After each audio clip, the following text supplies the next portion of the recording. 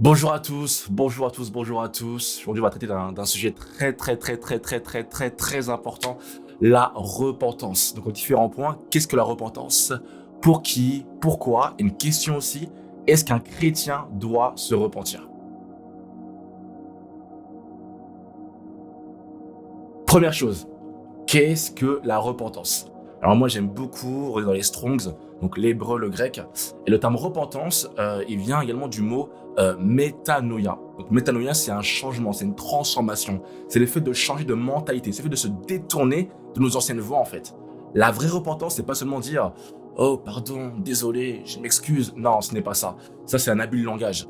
La vraie repentance c'est le fait de «j'ai fait telle chose et je m'en détourne».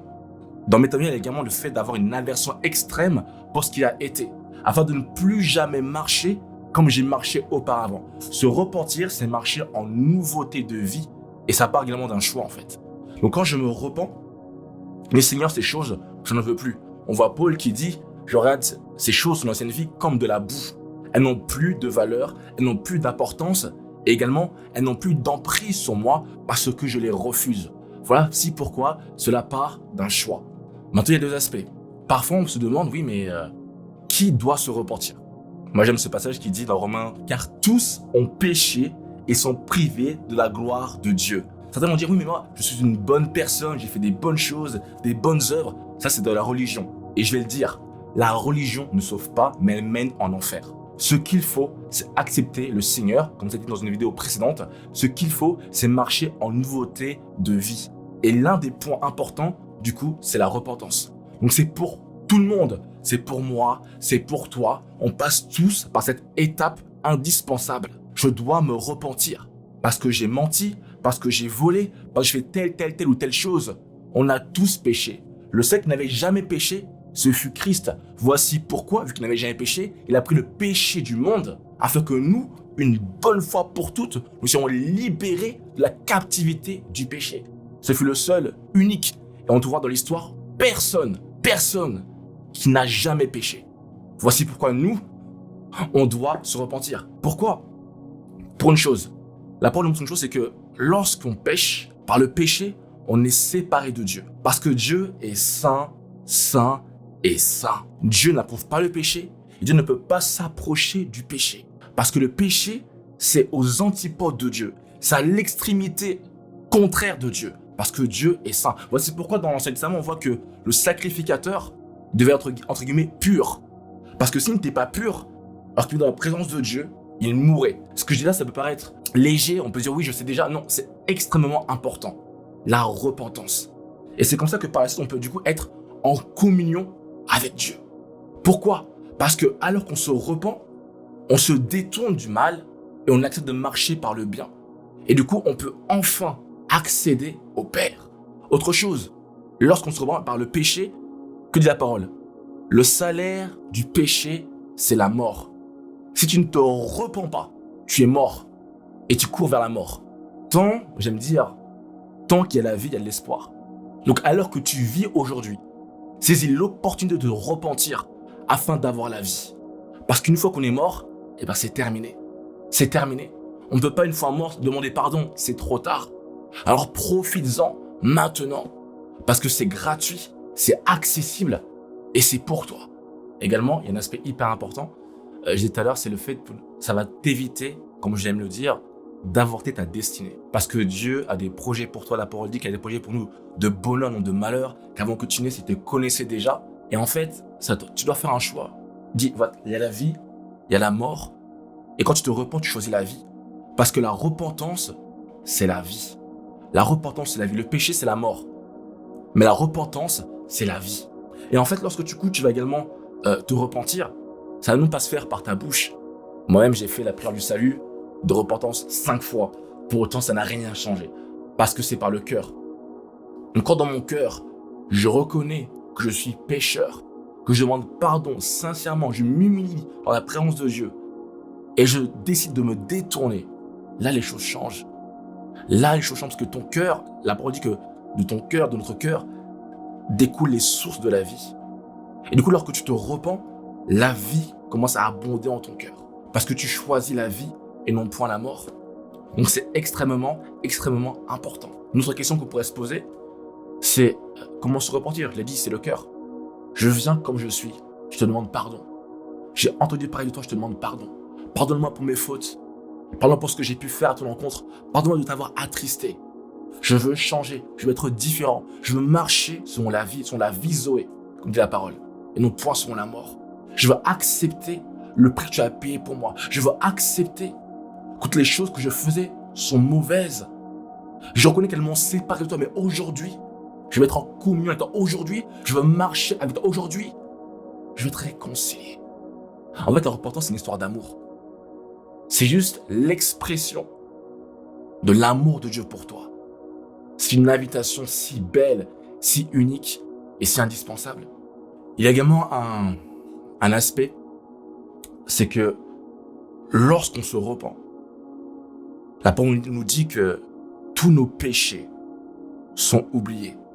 Tous nos péchés sont comme s'ils n'avaient jamais existé. La parole dit, il a effacé l'acte dont l'ordonnance nous condamnait. C'est-à-dire que tu viens avec une liste de péchés, de méfaits, etc. Et le Seigneur, il barre tout. Il barre tout. L'ardoise est nettoyée. Plus aucune chose ne te condamne parce que tu t'es repenti.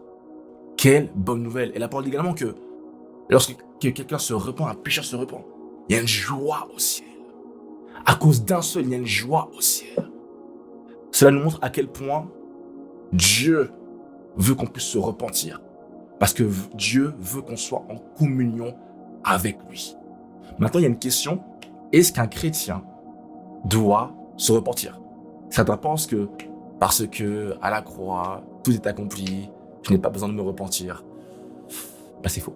C'est faux, c'est faux, c'est faux. Un chrétien doit se repentir. C'est important. Pourquoi? Parce que bien que à la croix on a été pardonné, nous sommes encore sur terre, dans un corps où il y a une lutte entre la chair et l'esprit. Donc il peut encore nous arriver, malheureusement, de pécher par nos bouches, par des actions. Bien sûr, attention, il faut différencier le fait de vivre dans le péché et le fait de pécher spontanément. Ce n'est pas la même chose, et d'ailleurs ce ne sont pas les mêmes conséquences. Mais pour le chrétien qui a péché, soit par un mensonge, par une insulte, par une colère qui a tout déferlé sur son passage, il doit se repentir. Pourquoi? Parce que la parole dit une chose, n'attristez pas le Saint-Esprit. Toi qui es chrétien, tu n'es pas encore dans le corps glorifié. Et alors que tu vas faire des choses qui vont attrister le Saint-Esprit, il va se passer une chose. Lorsque le Saint-Esprit est attristé, tu vas remarquer qu'en fait, que tu vas avoir du mal. Tu vas avoir du mal à être en communication. Tu vas avoir du mal à l'entendre. Tu vas avoir du mal à le saisir. Parce que tu l'as attristé. Ça va créer comme une sorte de cassure, comme une sorte de séparation. Alors que quand tu vas justement te repentir, tu vas retourner en arrière et reprendre le chemin que tu avais du coup arpenté. Moi, je me rappelle qu'une fois, alors que je voulais prier, et j'avais péché avant. J'avais péché avant par la parole, j'avais été méchant, j'avais été irrespectueux. Et je vais dans la pensée pour prier. Et Dieu me dit non, tu dois te repentir. Avant d'entrer dans ma présence, tu dois te repentir. Et ça a fait mal, ça a fait mal. Par mon orgueil, j'ai dit mais non, je n'ai pas envie de me repentir. Pas besoin, mais si en fait, Dieu me disait que je devais me repentir. Et je vais vous dire une chose, c'est une norme pour le chrétien de se repentir. Continuellement, de s'humilier. Moi j'aime David. Vous savez pourquoi? Parce que David, on dit qu'il est l'homme sur le cœur de Dieu. Pourquoi? Parce que David avait un cœur de repentance. Malgré ses fautes, malgré ses erreurs, malgré ses méfaits. On voit, il a tué Uri par exemple. Il a couché avec Bathsheba par exemple. C'est horrible. Mais pourtant, il savait s'arrêter, s'humilier, revenir à Dieu, demander pardon. Il dit, sonde mon cœur, ô Dieu, et vois si je suis sur une mauvaise voie. Et c'est ça en fait. Si je suis sur une mauvaise voie, je m'en détourne pour revenir à la voie initiale. C'est ce que faisait David. Et à combien, pour être raisonnable, on doit le faire aussi? Parce qu'on a reçu son esprit en fait. Et la parole dit, l'esprit est incorruptible. Mais nous sommes en 3 dimensions, corps, âme et esprit. L'esprit est incorruptible, oui c'est vrai. Mais le corps et l'âme, non. On dit souvent que l'âme est une éponge. Et une éponge, ça s'engorge. Et justement, Dieu veut presser l'éponge. Afin que toutes ces choses qui avaient gonflé notre âme puissent sortir en fait, au dehors. Donc moi je vous invite même vous chrétiens, même nous chrétiens, on doit se repentir. Et si tu es assez humble pour le reconnaître, Dieu en tout cas va le confirmer en fait. Maintenant, je vais t'inviter à faire une chose, parce que c'est important, c'est indispensable. C'est pour ta vie en fait, c'est te repentir. En demander pardon sincèrement et de cœur au Seigneur. Je vais être transparent avec toi. Si tu n'as pas envie de le faire, ne le fais pas. Maintenant, si maintenant ton cœur tout en toi veut le faire, fais-le avec moi. Et tu verras ce qui va se passer. Seigneur Jésus, je veux te demander pardon. Pardonne-moi parce que je suis pécheur.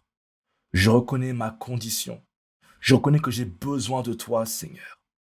Je veux me détourner de mes anciennes voies. Je veux voir comme de la boue ce qui était dans mon ancienne vie, ce qui était de mes péchés. Je les refuse. Pardonne-moi de t'avoir attristé. Pardonne-moi pour tout ce qui me séparait de toi. Aujourd'hui, j'y renonce. Aujourd'hui, je m'en détourne afin de marcher en communion avec toi. Oui, Seigneur, merci parce que tu es miséricordieux. Parce que oui, tu me pardonnes. Parce que oui, tu m'acceptes, moi. Et parce que tu rejettes mes péchés. Et parce qu'en priant de la sorte, je rejette également mes péchés. Afin de marcher et de ne plus pécher. Merci Seigneur pour ta miséricorde. Merci pour ton pardon. Amen. Et maintenant, si tu es chrétien, tu as déjà rencontré le Seigneur et tu pensais ne pas avoir à te repentir. Déjà, première chose, demande à Dieu pardon pour toutes les fois où tu ne t'es pas repenti. Pour toutes les fois où tu as pensé que ce n'était pas nécessaire. Demande-lui pardon. Avant toute chose, on va prier ensemble. Seigneur, je te demande pardon. Pardonne-moi pour toutes ces fois où je ne me suis pas repenti. Pour toutes ces fois où j'ai jugé cela inutile. Toutes ces fois où j'ai pensé que je pouvais continuer de marcher sans jamais m'humilier et sans jamais reconnaître mes fautes. Pardonne-moi, Seigneur, parce que j'ai péché contre toi, parce que j'étais attristé. Seigneur, je prie que tu viennes me donner un cœur de repentance, un cœur qui vient toujours dans ta présence pour se repentir. Et ça, s'il y a des choses, s'il y a des fautes, des péchés que j'ai pu oublier, Saint-Esprit, viens me le révéler, afin que ces choses ne soient plus, afin que ces choses soient extirpées de mon cœur et de ma vie. Oui, Seigneur, je veux marcher en paix avec toi, en communion avec toi. Et ce que j'ai fait appartient au passé. Merci parce qu'encore une fois, tu me pardonnes. Parce qu'encore une fois, Seigneur, tu me fais marcher sur un chemin nouveau. Et par ce pardon, Seigneur, je peux reprendre la course, le beau cheminement que j'avais commencé avec toi. Merci pour ton pardon, Seigneur. Amen. Je crois que Dieu vous a pardonné. Je crois que Dieu, aujourd'hui, vous permet de marcher sur une voie nouvelle, une voie fraîche, qui vous permet également d'avoir ces eaux vives en votre cœur qui coulent, afin de marcher non pas selon la mort, mais selon la vie. Alors, merci d'avoir suivi cette vidéo, et je vous dis à bientôt. Soyez bénis.